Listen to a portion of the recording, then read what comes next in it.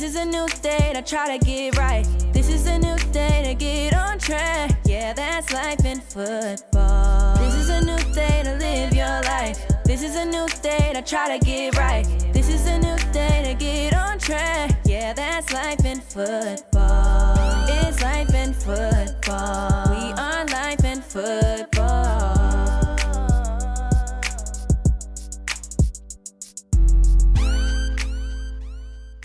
Welcome to the Life in Football podcast, baby. I'm your host, Mike Fee. And this your co-host, Cole Moore. You know we loving life and enjoying football. Top-notch ballers all around the world. Top-notch ballers all around the world. Today, we got none other than they call Rain Man. And I know y'all remember he hate me, but this the baby brother. He out there he did his thing.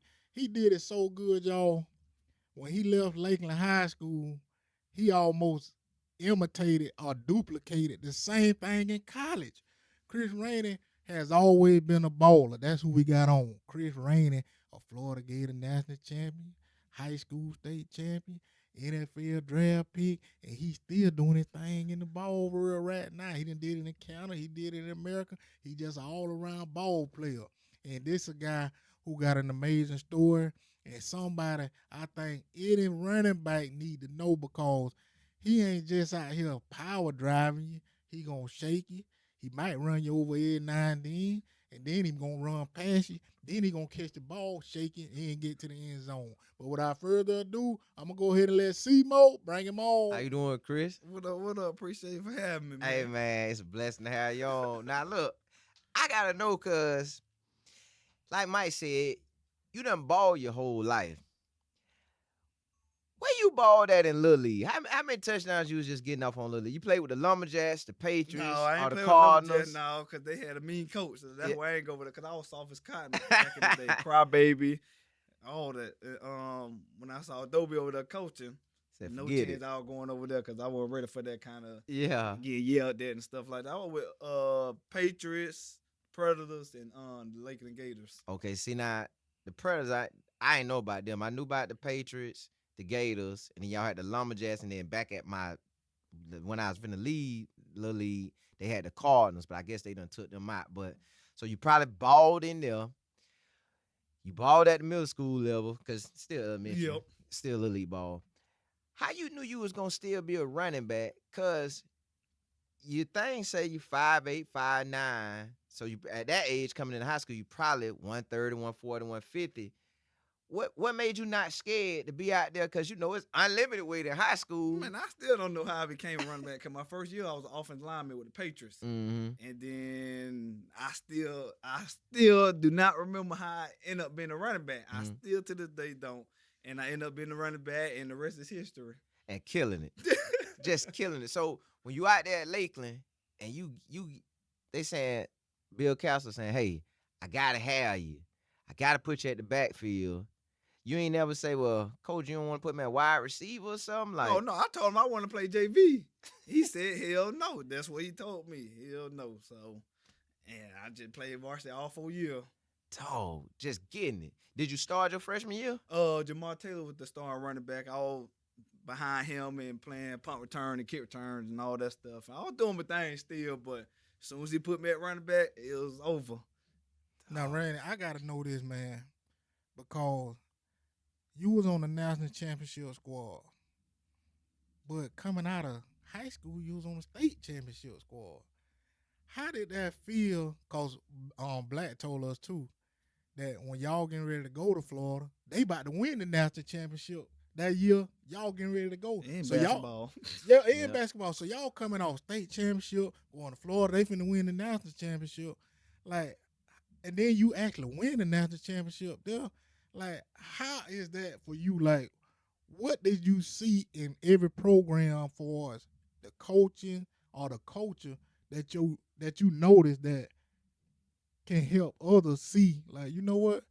We know this gonna be a championship team. Like, what's the structure that No, help? you just the level of competition, and you know what program that's just championship competitiveness and all that stuff. So other than that, just like you said, I go out there to win championship. That's it. Nothing else. If you want to be known, you want to be legendary, you got to win championship. Just like they always trying to put me in this, who is the best running back in Lakeland, this and that. It's all about championships. What else to talk about? Yeah. What else to talk about? Because my goal was to beat all my brother records and do more. So Lakeland had all kind of talent back in the day. So when I'm in high school, I'm like, okay, so how can I be better than all these good players? Because when I say these was good players back in the day, they was good players. And they always saying, oh, these and this and that and all this, me. I wasn't good. Man, it was a lot of good players before me. Right. So I was like, okay, so how can I be better than all these? Okay. You can do these, you get this many touchdowns, you get this many amount of yards and all that. What separate everybody? Because a couple of them had championships. So, okay, I get my first championship. How can I be better? Let's get another one. How can I be even better? We got to get another one. It's just all about championships in football. That's all it is. It ain't about stats. It ain't about how many Pro Bowls or All-Stars, all that kind of stuff. It's all about championship at the end of the day. Now, see, I love what you said. You weren't worried about all this stats and this and that. You want the championship. So what you want to win, that's going to help either way. Not just you, but it's going to help the whole team. Whole team, individual, all that kind of stuff. Right. And speaking on that, because I asked Black this too, we hear a lot of negative information about Urban Meyer. But you barely hear like the good part and the other things that he do for the guys on his team. So I want to hear some of that from you. Like, how was Urban Meyer with you and like stuff another that you daddy know? to me? He was like a daddy to me. That's it. A daddy to me. He treated me like his son. So he showed love all the time. Show love all the time. He keep it real all the time. If you gotta get disciplined, he'll discipline, whatever it is. So that's how I was. He was my dad. So you disagree with a lot of the stuff they putting out here, man. That's the football world always. Yeah. And that ain't just football. People just like negative information, seem like, you know. That's and then I like what Black said too. He said, you know what, man? A lot of that people just were hating on it, man. People just be want to hate on because you winning so much. That's it. You get a chance to go because he always wanted to go to the top because, you know, Urban Meyer just one of them competitors too as a coach and all that. He probably wanted to try new things and all that stuff. So just like I said, I don't care if you great or sorry, you gonna get fired at Jacksonville, the Browns, the Giants. I don't know if they cursed, but they just they ain't got that W time on them. Just always sorry. Why?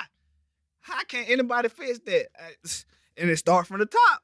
It's just like Shannon Sharp said, when them owners get together, they unstoppable.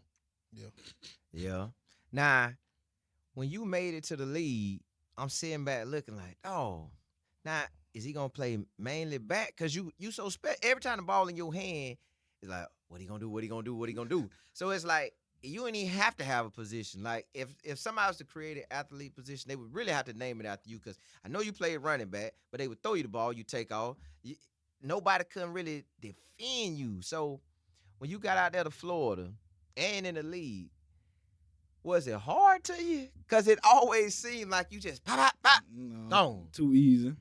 God. Too easy. Come on, Because man. I had a mindset, like, I'm a running back, but if I'm playing receiver, my goal is to be better than the receivers on the team or whoever. That's why I'm going out there to play like I ain't playing running back. I'm playing receiver, so I'm playing like a receiver and all that kind of stuff. That's how I do it every position and all that.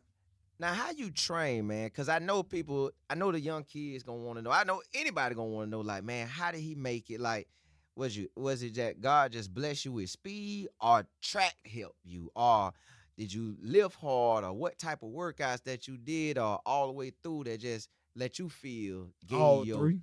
All three. You just got to have that mindset. And two, and you got to because people say, why do you play football? Why do you play football? And you got to have a motivation to keep playing football. Mm-hmm. Why do you play football? One, because I love it. Two, it's easy. Three, make a name for myself for the love you get and all that stuff. Because growing up, when you don't have love like that, and you build them bonds and all that Right. other stuff, so you like it, all that stuff. The championships, and my grandma, my dog, cause my best friend growing up was my dog. Mhm. So It's all that in one.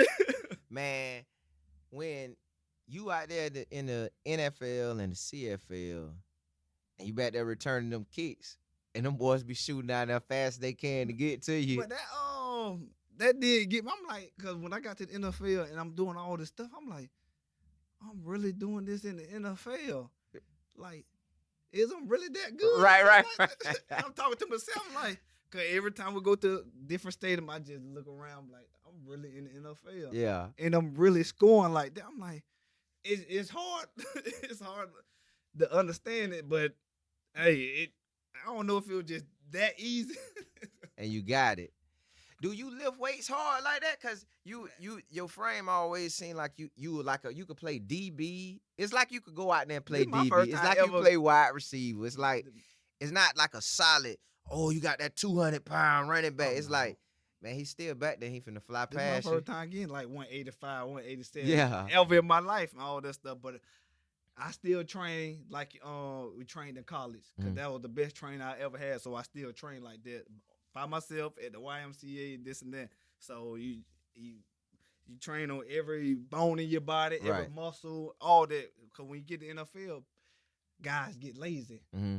And they just train certain stuff and forget other stuff. That's why they always getting hurt or don't last long or whatever else. But yeah, that's all it is. I just train like I'm still in college. Yeah. To this day. Now I want to know from you, like, what your background? How was it for you growing up, and who helped you to become the person that you are today? My grandma. Well, I was born in prison. Nobody don't know that, but my mom had me in prison. My mom was in prison half of my life. My dad probably like 98% of my life. So I lived with my grandma, and she just was tired of me throwing the football far as I can to go catch it myself. And she was like, "I'm gonna sign you up at age 6, and the rest is history." Oh, that's amazing, man. See, you know what?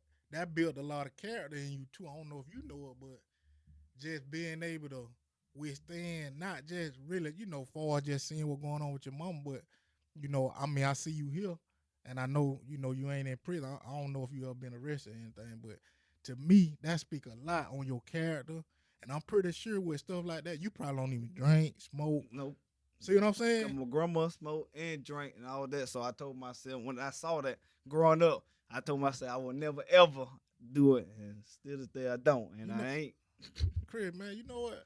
I think you kind of underrated or underestimated for your character and like your skill level. Like it almost, I think, cause see, when you was at Florida, you'll hear so much about Percy Harvin, and then you hear other stuff, negative stuff. But my thing is with Chris Rainey, I think he was just as good as a Percy Harvin, versatile as a Percy Harvin. He was And- there before me. That's why he So- is a good player too, though. Yeah, I'm saying that, but it seems like they try to match you up every time. Okay, yeah, he like it this. Oh, he like it that. But I think you your own man from what I'm hearing from you and everything. So I just want to give you love right now, cause I think you're a person that a lot of kids can look up to, and that you can inspire a lot of kids as well. So, like, what would be a message that you would give any young kid out here to, give them encouragement, to do better and be better than the, ordinary person walking around in the neighborhood? Just gotta work hard, cause nowadays people forget about hard work pays off, but you gotta work and you gotta do it. You gotta put your mindset to do it. So, and you just gotta have that mad confidence in yourself. Don't believe nobody else. Don't listen to nobody else. It's in you. What you ever want to do, what you put your mindset in to doing, you do it and all that stuff. So me being getting picked on, bullied, and like say, cause Lake Ridge used to be the neighborhood back in the day, and people go play basketball. Either I got picked last or I didn't get picked at all. So I'm crying home. What you crying for? I ain't get picked up or stuff like that. So what can I do to be like? Cause growing up, all the camps I went to, football, my goal was okay. I want people to pick me up first, or I'm gonna finish in first, or anything else. So that was my goal. After all that, I gotta finish first in anything, everything. I don't care what it is. I'm coming in first, or I'm gonna get picked first. So that was my goal for the rest of my life after that. Now, see, I gotta ask you this too, and I want to know how you played your part in all this, right? So Black told us when he was at the camp, how he ended up kind of doing his thing at the camp, and at the end of the camp, Urban Meyer said, "Hey, I'm offering you a scholarship, take it or leave." And he said, when he looked behind Urban Meyer, you were behind and smile like, "Come on, man." And he did your voice. Yeah, he did your voice too, dog. So like, and then he even told us about the Pouncey twins. They even end up coming. So did you tell Urban Meyer, "Hey, coach, make sure you give him offer, then he gonna come"? How was that? Like, did you encourage Urban Meyer to offer them guys, or how you did that? Like, cause he was talking all that, cause all them boys wanted to go to Florida State. Mm-hmm. Cause end of the day, I set up a meeting for all of us, and I said, hey, if we stick together, we can do the same thing in college and all that kind of stuff. And Urban Meyer, he was still trying to push it, cause when people pick what school they going, it's hard to keep trying to and all that stuff. So yeah, I was like a side recruiter too at the same time. But hey, when Urban Meyer say the word, hey, you better come on, and all of us gonna stay together too at the same time, cause we all brothers. So, and you see what we did in high school, we could do the same thing in college. So, well, Chris, this is my last thing I'm gonna give you, and I just want you to tell the people what you got going on today, and other things that you may be doing in the community as well. Well, I got kids now, and it's totally different. And I told myself, hey, I'm always be there for my kids, cause I ain't gonna leave nobody behind. I'm free. CFL free agency just started, so I'm still thinking if I want to go in my 12th season or not. If I don't, I don't. I retire, but if I do, I do. This definitely gonna be the last year for sure.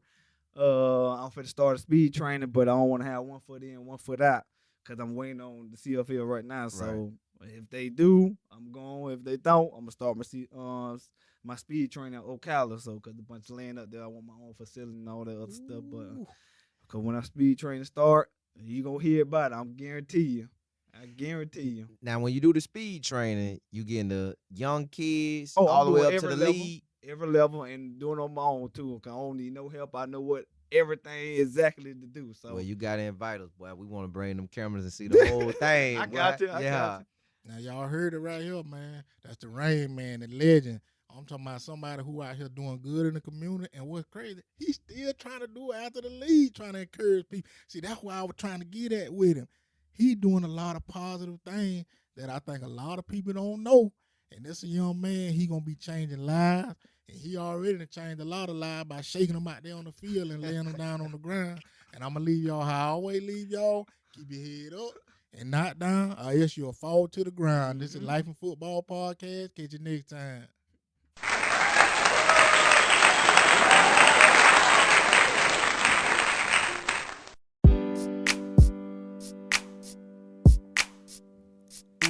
This is a new day to live your life. This is a new day to try to get right. This is a new day to get on track. Yeah, that's life in football. This is a new day to live your life. This is a new day to try to get right. This is a new day to get on track. Yeah, that's life in football. It's life in football.